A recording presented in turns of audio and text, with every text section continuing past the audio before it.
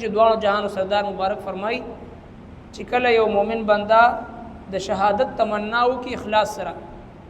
رب کائنات دته د شهادت مرتبه ورکي اگر چې په خپل بستر باندې هم دی وفات شي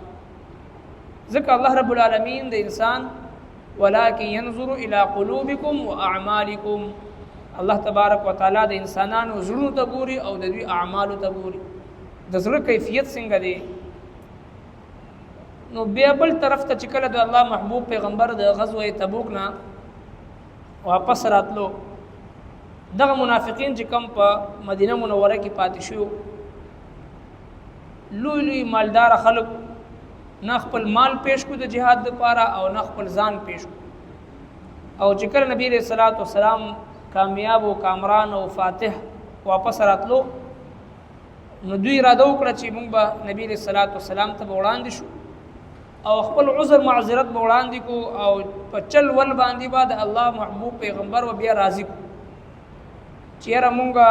مجبور وو او کور کې سوګنو او عذر به وړاندې کو رب کائنات مخکنا خپل محبوب پیغمبر ته پوره تفصيلات د دې منافقینو ذکر فرمایل او فرمایل چې دوی ته وایا چې تاسو بهاني مو جوړوي اے منافقینو مونږ ته الله رب العالمین استاسو په باره کې خبر را کړی دی هغه ذات چې کوم ذات عالم الغیب والشهاده د پټو د اخکار د هر څه علم هغه سره دی هغه ذات مونږ ته استاسو خبر را کړی دی او دوی براشي دا منافقین به قسمونه خوري چې تاسو مونږ نه مخ واړوي مونږ بالکل چې دی د عذر په وجه باندې رستو پاتې شو الله رب کائنات فرمایي زما محبوب پیغمبر د دوی نه مخ واړه دا پلیت دی نجس خلق دی او د دوی ټکانه جهنم دی او کچره دوی د قسم په ذریعہ باندې استاسو د رضا کولو کوشش وکي نو کبل فرض تاسو راضي هم شي الله رب کائنات د قسم منافقین او کافرانو نه راضي کیږي نه يعتذرون الیکم عذر بوکړي دوی تاسو ته اذا رجعتم هر کله چې واپس راشي تاسو الیهم دویتا قلت ورته لا تعتذروا عذر مکوي لن نؤمن لكم هس کله یقین نکوم پتا سو باندې قد نبأنا الله یقینا خبر را کړی د مونږ ته الله جل شانه خودل د الله جل شانه مونږ ته من اخبارکم استاسو خبرنا استاسو حالات وسير الله عملكم او غوري با الله جل شانه استاسو عمل نن پس بس استاسو عمل غوري دي ذل منافقت مکو ورسوله او د رسول ثم تردون بیا واپس کړي شي تاسو الى عالم الغيب طرف د هغه چاته چې پوهیږي په پټو باندې او شهادتي او پاخکارو فینبئکم پس هغه خبر درکړي تاسو ته او بخي تاسو ته بما کنتم تعملون هغه عملنا چې تاسو وکول سيحلفون بالله ډیر ضرب دوی قسمونه خوري په الله لکم تاسو د پاره تاسو پوړاندي اذا انقلبتم چې هر کله تاسو واپس راشي دوی ته الیهم د دوی طرف ته لتعرضوا عنهم چې تاسو مخ واړوي د دوی نه فاعرضوا عنهم پس تاسو مخ واړوي د دوی نه انهم رجس بشک دوی ناپاک دي ومأواهم جهنم او دوی د دوی زه دوزخ دي جزاء دا بدله دا بما كانوا يكسبون دا عملونه چې دوی وکول يحلفون دوی بقسمون خوري لكم تاسو ته لترضوا عنهم چې تاسو راضي شئ د دوی نه فان ترضوا عنهم پس کچري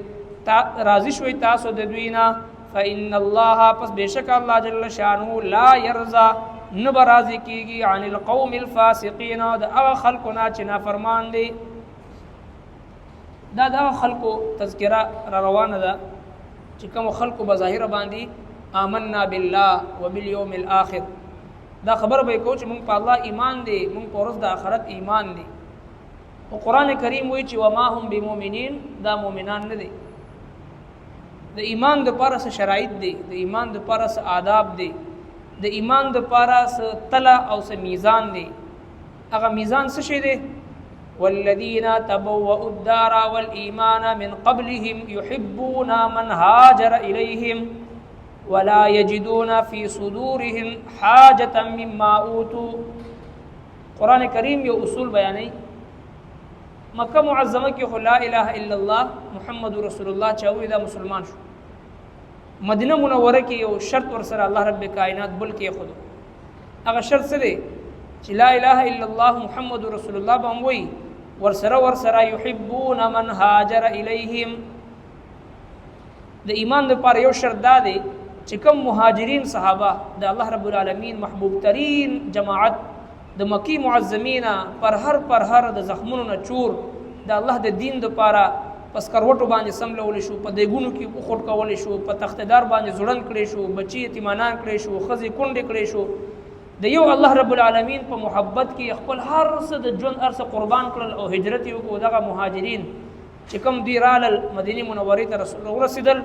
اوس چې څوک ایمان وروړي نو هغه لپاره شرط دا دی یحبون من هاجر الیهم، دغه مهاجرین سره به محبت ساتي. ولا یجدون فی صدورهم حاجه مما اوتوا، کدغه مهاجرین او صحابو ته نبی علیہ الصلوۃ والسلام یو اضافي عزت او تکریم او اکرام کوي چې دغه نوی ایمان وروړونکو خلکو پسړه کې سرانش. او ويؤثرون على انفسهم ولو كان بهم خصاصه، دوی دغه صحابو ته داسې عزت ورکوي چې اگر چې دوی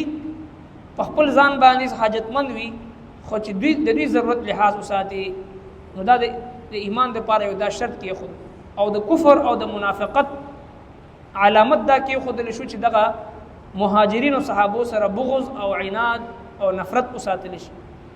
سوره منافقون الله رب العالمین نازل فرمایل ولی رئیس المنافقین او دغه مرګرو په خپل منځ کې دا مشوره کو چې را د مدینه مکی معظمین دغه مهاجرین صحابه راغلي دي او پیغمبر علیہ السلام دوی ته دومره عزت ورکړي، دومره تکریم ورکړي او دومره اکرام د دوی کوي.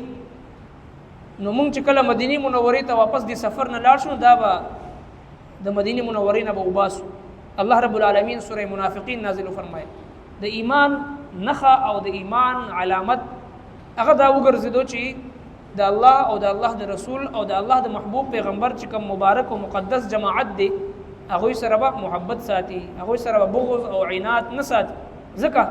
الله رب کائنات قیامت پر راتلونکي مسلمانانو د ایمان معیار او طلا او میزان هغه صحابه کرامو ایمان مقرر کړی دی. فإن آمنوا بمثل ما آمنتم به فقد اهتدوا، که تاسو ایمان وروړل غواړئ نو د صحابه کرام په شان د ایمان وروړي تاسو ته هدایت ملو شي. ومن يتبع غير سبيل المؤمنين نوله ما تولى ونصله جهنم. رب کائنات فرمایي چې چا د دې مؤمنانو د لارې نه علاوه بل لار اختیار کړ ځان ته نو دا به جهنمی وي. نو دې ځکه د منافقینو علامات الله رب العالمین دا بیان فرمایل چې دوی به خلکو پسې ګرځي، خلکو ته چاپلوسی کوي او خلکو ته قسمونه قرآن نه خوري او د خلکو د رضا کولو کوشش کوي. حالانکه د مؤمن شان دا دی چې د الله رب العالمین د رضا کولو کوشش کوي، د خلکو پسې نه ګرځي یاره یو راضي کا خلک نه راضي کیږي. کزان ټوکړي ټوکړي هم کی 1,24,000 پیغمبران راغلي دي، داسې پیغمبر چې تنه راغلي ټولو خلکو منلي او سلور آسمانی کتابونه 105 صحیفه راغلي دي، یو کتاب یو صحیفه داسې نه راغلي ټولو خلکو منلي. څوک به مخالفت کوي او څوک به موافقت کوي، څوک به خوشاله څوک به خفي. نو لہذا د الله جل شانہ د رضا کولو کوشش پکار دی. ہو جائے اگر ساری خدائی بھی مخالف، کافی ہے اگر ایک خدا میرے لیے ہے. توحید تو یہ ہے کہ خدا حشر میں کہہ دے یہ بندہ دو عالم سے خفا میرے لیے ہے. توحید دی ته وي، ایمان دی ته وي چې یو د الله د پاره ټول دنیا ناراضه کی، ټول دنیا خفه کی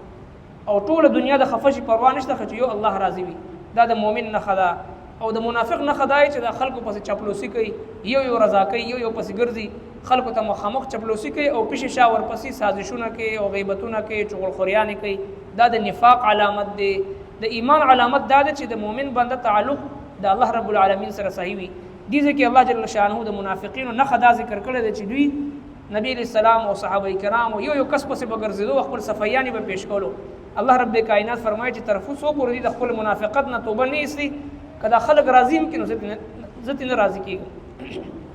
ربنا تقبل منا انك انت السميع العليم وتب علينا انك انت التواب الرحيم برحمتك.